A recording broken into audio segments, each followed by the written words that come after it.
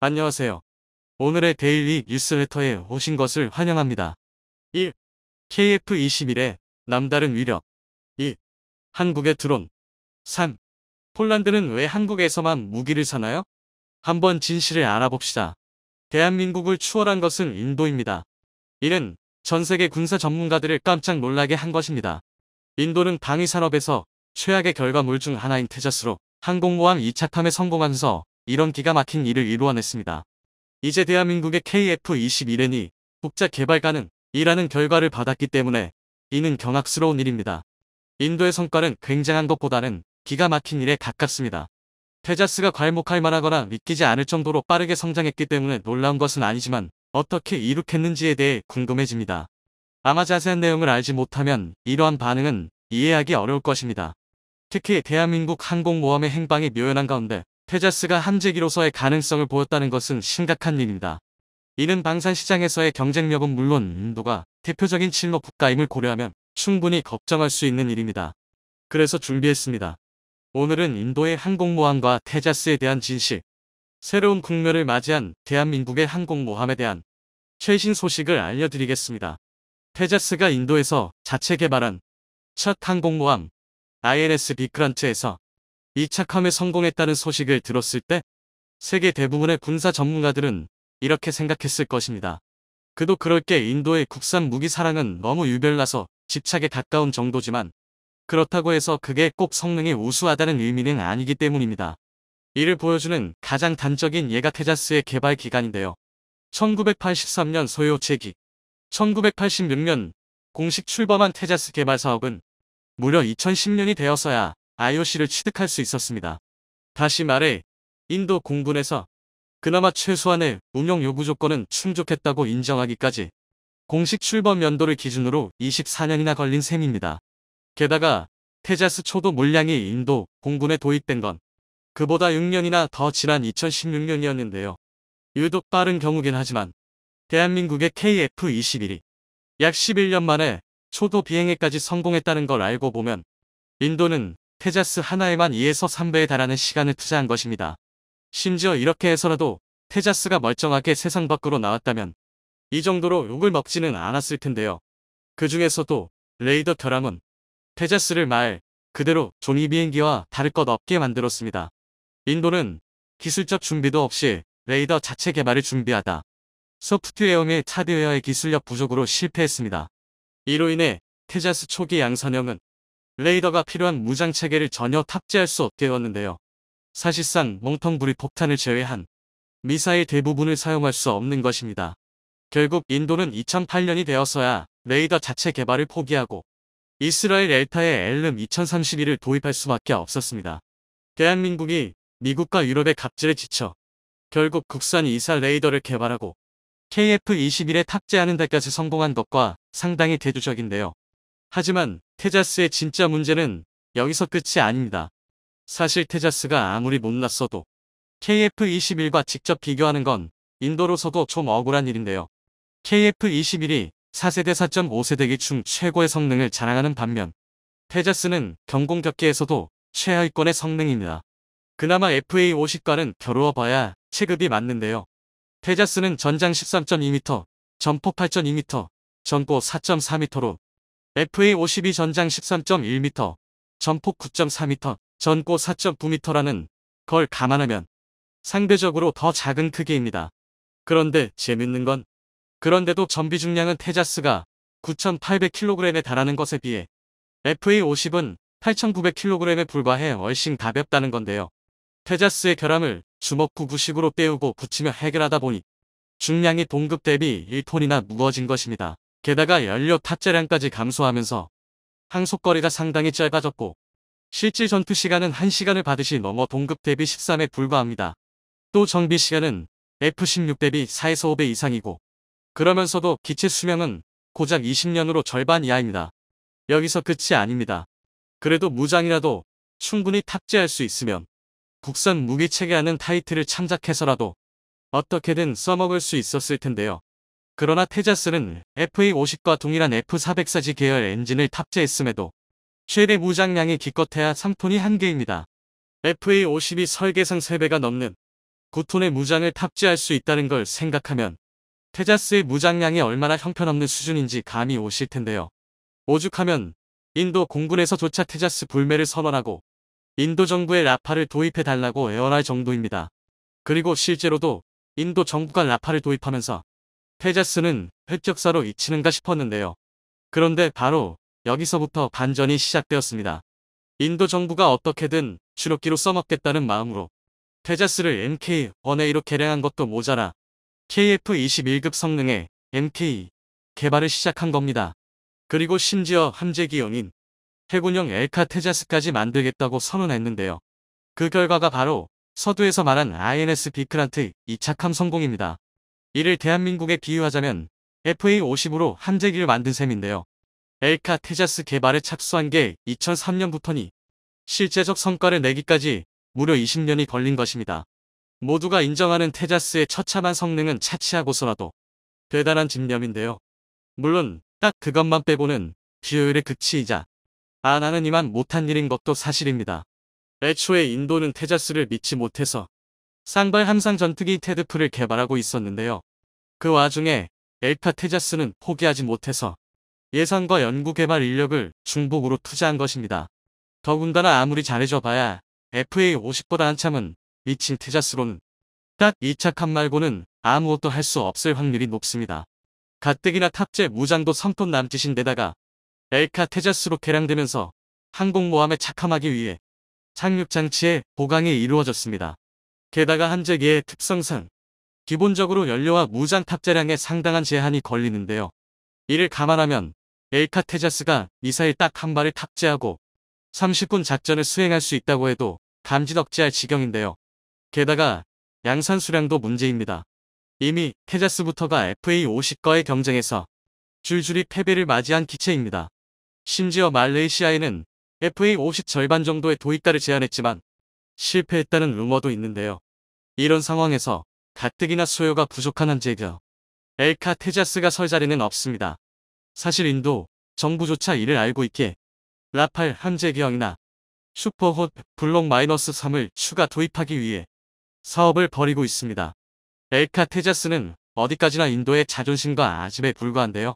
하지만 그럼에도 불구하고 여기서조차 대한민국은 배울 게 많습니다. 물론 FA-50을 함재기로 개량하자는 건 아닙니다.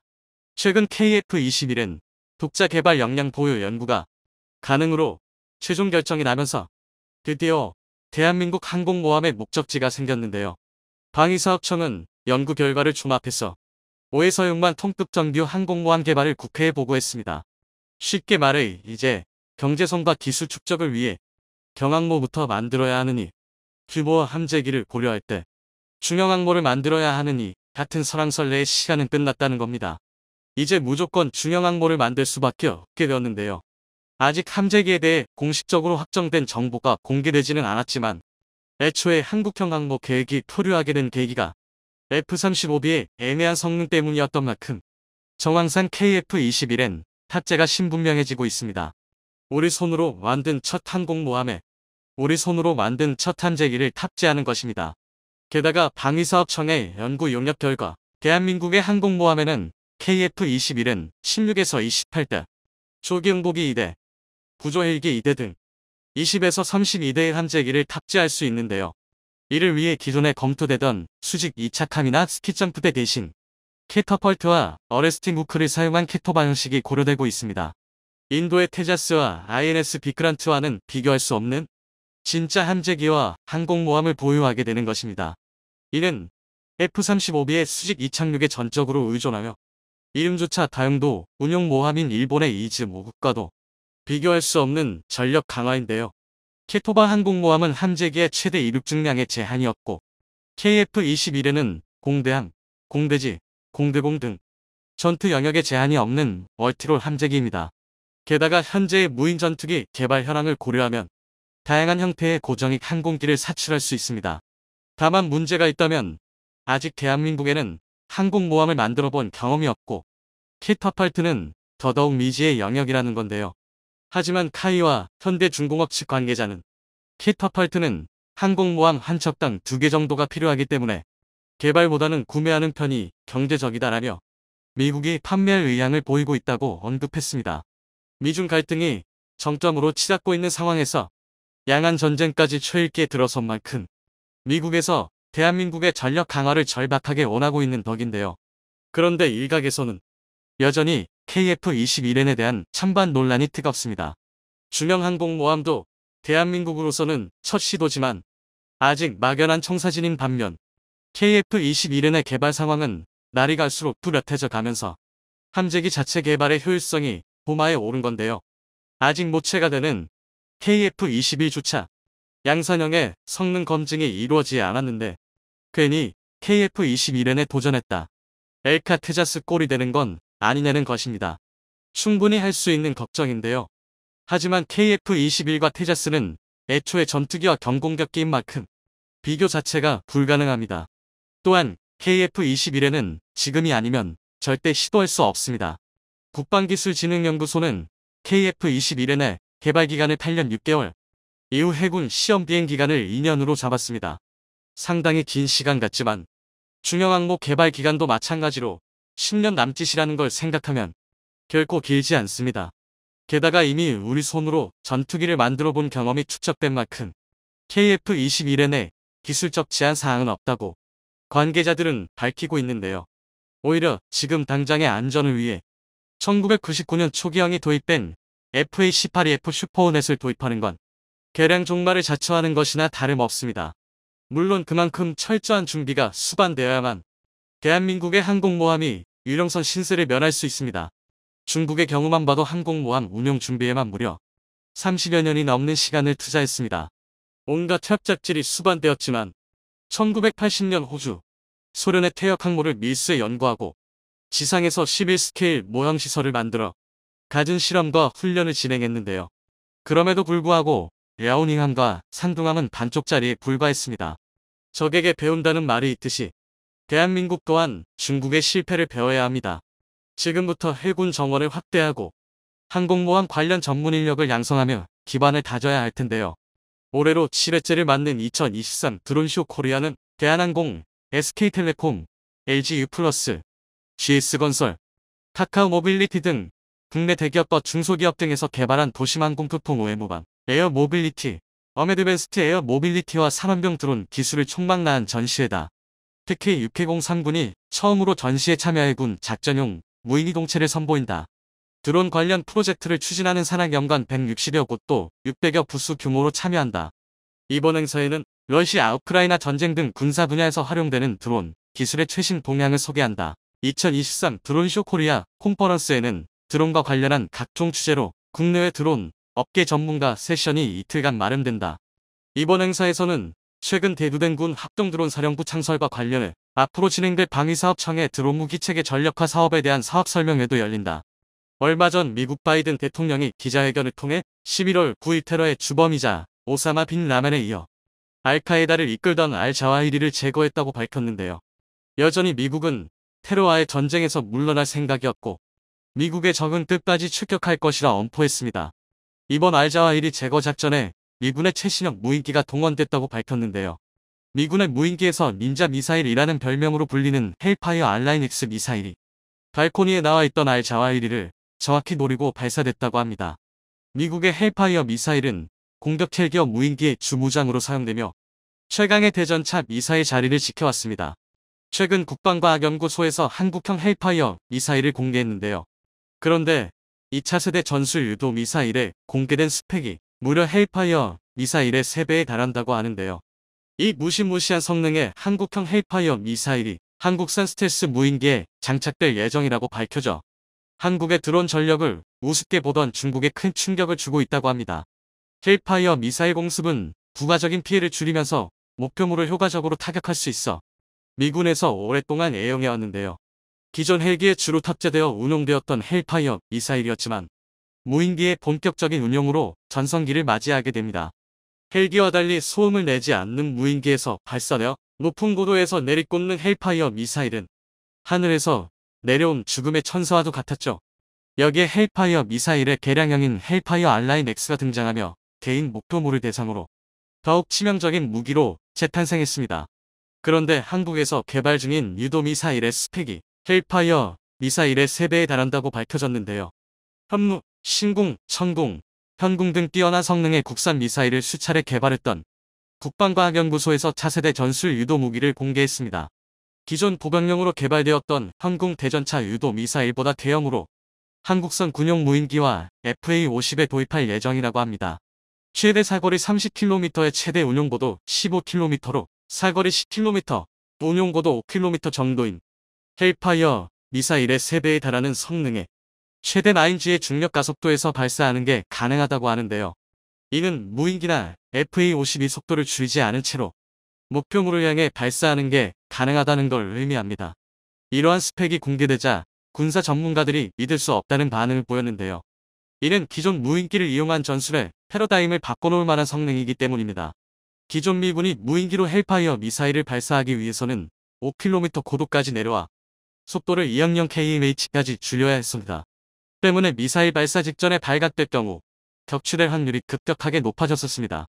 군용 무인기가 한두 푼 하는 물건도 아니었기에 조금의 대공 무기만 있어도 무인기의 공격적인 운용이 불가능했죠. 그런데 이 한국형 헬파이어 미사일이 도입된다면 고고도에서 순식간에 미사일을 발사하고 철수하는 게 가능해집니다.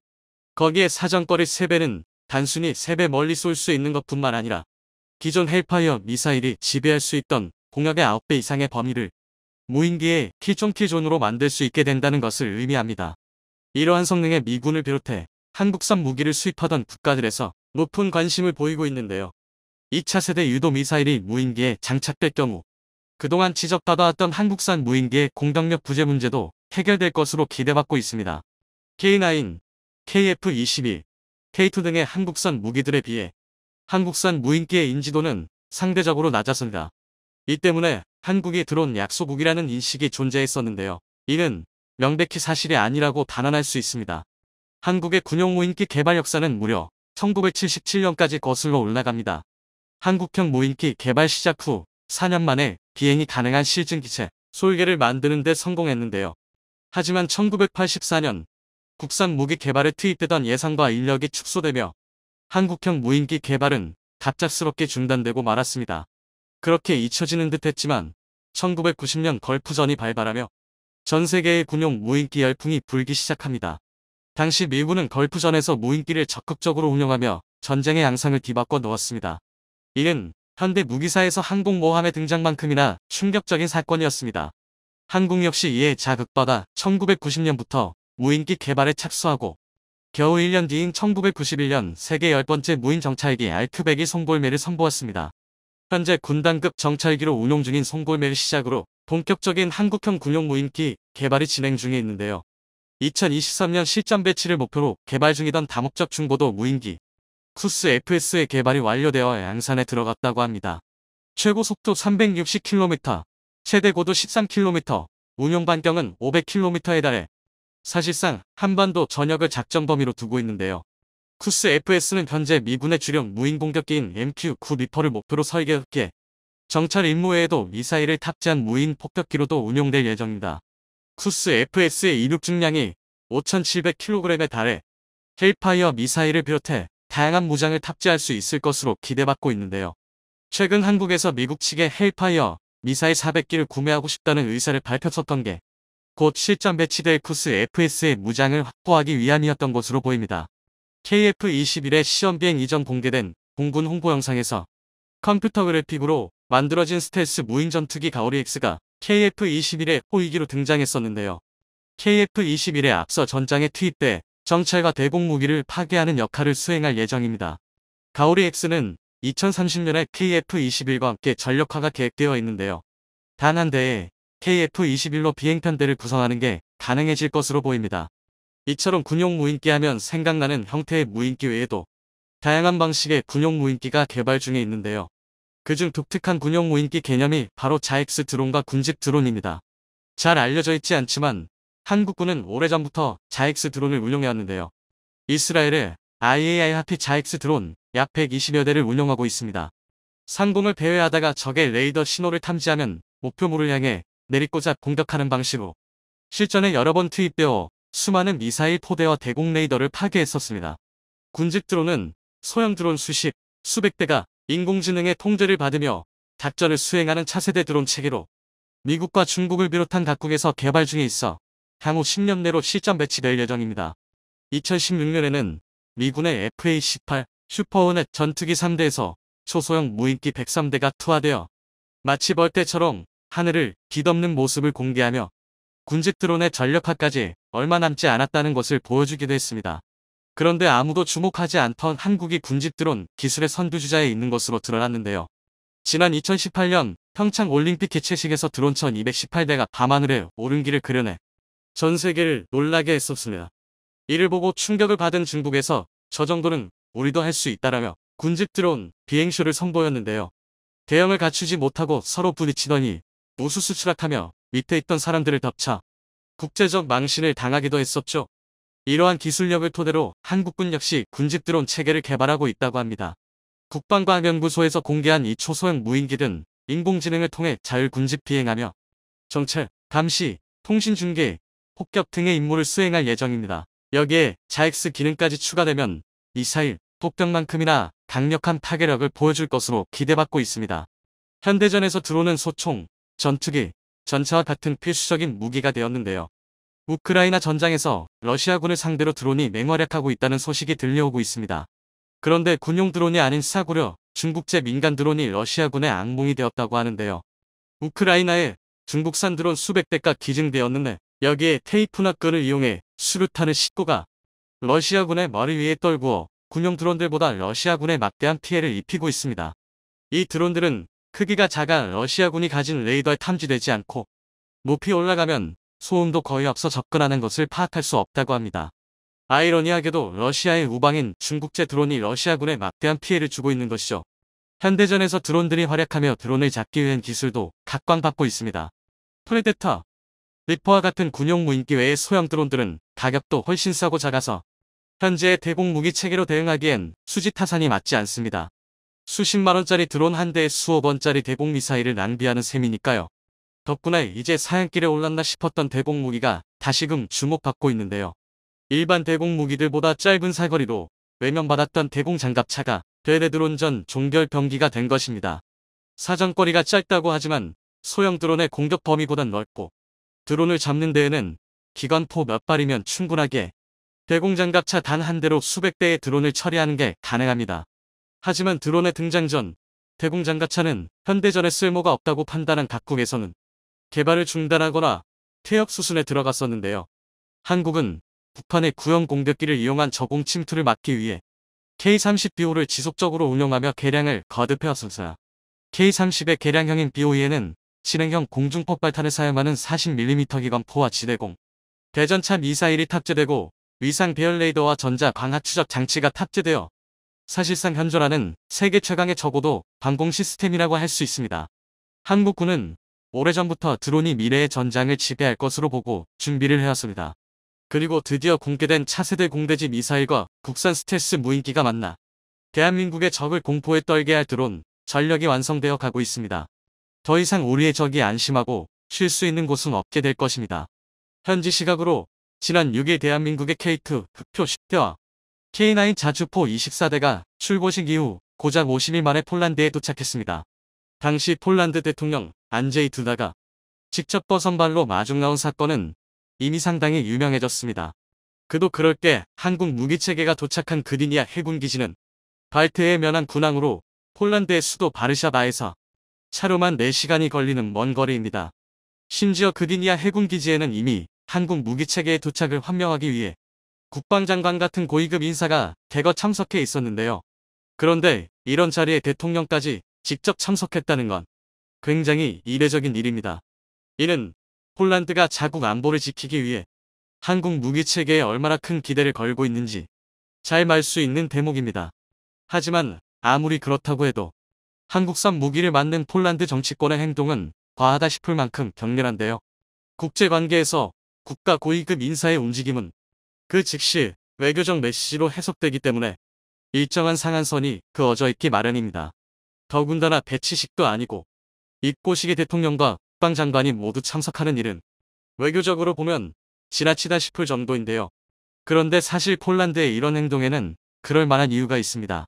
폴란드는 대한민국을 단순히 질 좋은 무기를 합리적인 가격에 빨리 생산할 수 있는 국가라고만 생각하는 게 아니라 한국과 함께 100년 대계의 큰 그림을 그리고자 엄청난 물밑 작업을 준비 중인데요.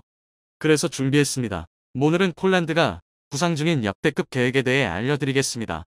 최근 폴란드의 현지 매체를 통해 대한민국의 K2표가 제16기계화 사단에 배치되었다는 것이 확인되었습니다. 제16기계화 사단에서 K2를 인도받자마자 민간 행사에 동원한 장면이 포착된 건데요. 이를 통해 한 가지 사실을 알 수 있습니다. 바로 한국 무기체계에 대한 폴란드의 여론이 얼마 전 국내 언론이 우려했던 것과 달리 굉장히 호의적이라는 것입니다. 실제로 50조 원에 육박하는 역사상 최대 규모의 한국 무기체계 도입을 결정했을 때 폴란드 내부에서 긍정적인 반응만 있었던 것은 아닙니다. 또 다른 일각에서는 아무리 시간이 오래 걸린다고 해도 미국이나 독일의 무기체계를 도입해야 한다는 주장이 있었는데요. 부정 여론의 입장에서는 당장 불구대천에 원수민 러시아가 언제 쳐들어올지 모르는데 잘 알지도 못하는 한국이라는 나라를 신뢰할 수 없었던 것입니다. 또 자국 방위 산업이 붕괴할 수 있다는 의견도 있었습니다. 그도 그렇게 폴란드가 한국에 도입 계약을 체결한 건 K2 흑표 전차는 무려 980대, K9 자주포는 648대에 달합니다. 여기에 K239 천무 다면장 로켓 288대, FA60 48대까지 포함하면 자국 무기의 양적 무위를 한국 무기체계로 대체하겠다는 의미인데요. 게다가 이 막대한 물량이 인도된 후 이에 따른 추가적인 탄약 및 부품 보급, 후속 지원까지 생각한다면 못해도 10여 년간은 한국 무기체계가 끊임없이 폴란드로 흘러들어 갈 것입니다. 이쯤 되면 자국의 방위 산업을 염려하는 주장도 충분히 설득력이 있습니다. 오죽하면 너무 막대한 물량과 금액이다 보니 국내에서도 한국 폴란드 방산 계약이 중간에 무산되는 것 아니냐는 우려가 나올 정도였습니다. 그런데 정작 초도 물량이 현지에 배치된 뒤 이런 우려 섞인 목소리는 없어졌는데요. 심지어 K2가 동원된 행사에 폴란드 어린아이도 함께 참여할 만큼 한국산 무기는 폴란드 내에서 신뢰도 높고 친근감 있는 무기로 자리 잡았습니다. 오히려 현지 분위기는 한국 무기체계가 자국 방어의 한 축을 담당하게 된 것을 축하하고 있습니다. 이를 방증하듯이 현재 폴란드에 배치된 K2 초도 물량은 제16기계화 사단에 투입됐는데 이곳은 칼리닝그라드 접경 지역의 최전방 사단입니다. 사단 사령부가 있는 올슈틴에서 국경까지의 거리는 고작 70km에 불과한데요. 즉 러시아를 막는 최전방의 한국산 무기체계가 도배됐다는 뜻입니다. 다시 말해 외산이고 국산이고를 떠나서 폴란드에서 가장 위험한 지역에 대한민국의 K2 흑표가 선발 투수로 나선 것입니다. 이러니 폴란드 내부 여론이 도저히 부정적일 수 없는 것인데요. 폴란드 무기체계의 대부분을 차지하고 있던 소련제 무기들은 이미 국민적 지지를 잃어 우크라이나로 죄다 지원해버렸고 말로는 세계 최강이라고 떠들던 독일의 레오파르트 2는 도대체 언제 초도 물량을 인도할 수 있는지 예상조차 하기 어려운 지경입니다. 그나마 미국이 자신들은 가능하다며 M1A2 에이브람스를 들고 나왔지만 이마저도 1년은 지나야 초도 물량 인도가 가능했습니다. 그런데 이런 상황에서 한국 및 최초 계약일부터 불과 5개월도 안 되는 짧은 시간에 실제 물량을 인도해버리니 폴란드 내부에서는 두 팔 벌려 환명할 수밖에 없는 것입니다. 오죽하면 폴란드 안제이 두다 대통령이 직접 나와 K2, K9 초도 물량 입고식에 참석했을 정도인데요. 심지어 그는 면서를 통해 우리는 평화를 원합니다. 이에 전쟁을 준비하고 있습니다라며 이를 위해 K2 전차와 K9 자주포가 가장 효과적이라고 언급했습니다. 이처럼 한 나라의 대통령이 이렇게까지 직설적인 찬사를 쏟아냈다는 것만으로도 한국산 무기가 얼마나 대단한지를 전 세계에 홍보해준 것입니다. 실제로 국내 언론뿐만 아니라 유럽의 각종 군사 매체와 유력 외신들 또한 폴란드의 한국산 무기의 초도 물량 인도를 집중 조명했습니다. 이로 인해 전 세계의 군사 관계자와 전문가들의 시선이 다시 한번 한국 무기 체계로 쏠렸는데요. 그런데 이는 폴란드의 다분히 의도적이고 정치적인 행동일 가능성이 높습니다. 사실 과거부터 한국 무기 체계가 도입국 내부의 부정적인 여론을 호의적으로 바꾼 게 한두 번이 아닙니다. 당장 인도만 봐도 처음 한국에서 K9 자주포 100대를 도입하겠다는 발표가 나왔을 때 자국 내 여론은 꽤 불만이 많았습니다. 그 이유는 과연 한국 무기 체계가 믿을만 하냐는 것입니다. 하지만 정작 한국이 애초 계획과 빠르게 K9을 인도하기 시작하자 인도의 여론과 언론은 정신을 못 차리기 시작했는데요. 여기에 인도-파키스탄 국경 분쟁, 인도-중국 국경 분쟁에서 K9이 압도적인 성능이 증명되자 아예 한국 무기 사랑에 푹 빠져버렸습니다. 오죽하면 K9 200대를 추가 주문하기로 했을 정도인데요. 이런 전례가 있는 만큼 폴란드 정부도 한국 무기 도입 반대론자들에게 뭔가를 보여줘야 했습니다. 그래서 대통령까지 직접 나서면서 한국 무기 체계를 극찬한 데는 폴란드에 큰 그림이 깔려 있었던 것입니다. 이에 따른 근거도 충분한데요. 먼저 폴란드의 KF-21 개발 사업 참여입니다. 그동안 폴란드가 KF-21에 관심을 두고 있다는 건 공공연한 비밀이었습니다.